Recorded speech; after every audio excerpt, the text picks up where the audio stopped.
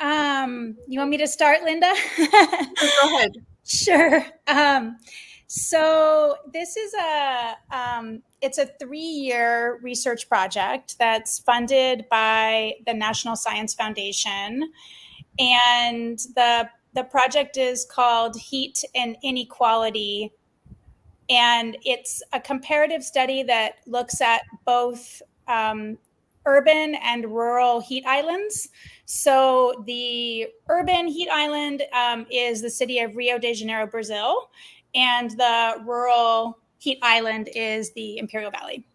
And in both places, we're interested in understanding how people across socioeconomic class are coping with extreme heat. So, what are the things that people do in their daily lives to try to mitigate the impacts of, an increasingly longer and warmer summer. And so in addition to being sort of a research study, like I said, that's focused on these two places, the project has as its goal to involve undergraduate students in the learning of research methods, in this particular case, qualitative methods, interviewing, participant observation, surveys, and other sorts of methods in that field, with the idea that they can be participants, they can participate as researchers in the study. So, and the group of students that we're working with for that is specifically SDSU Imperial Valley students. So that's the very short overview. And Linda, do you want to add anything? No, I think you did a great job. I mean, the Imperial Valley part, we had a 3-week field school, as you probably know, and it was divided. The first week was focused on teaching the students all about research methods, focused on qualitative methods, although we also looked at some quantitative methods, survey methods.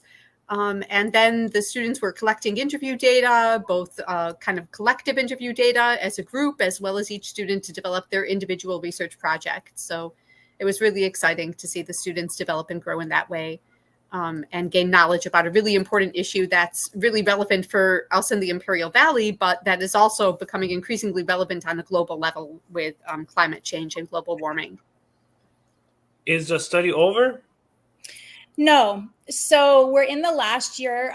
There's one more year. And what is left to do is we have, all the data that we gathered in the summer together with the students so far in the summer field school.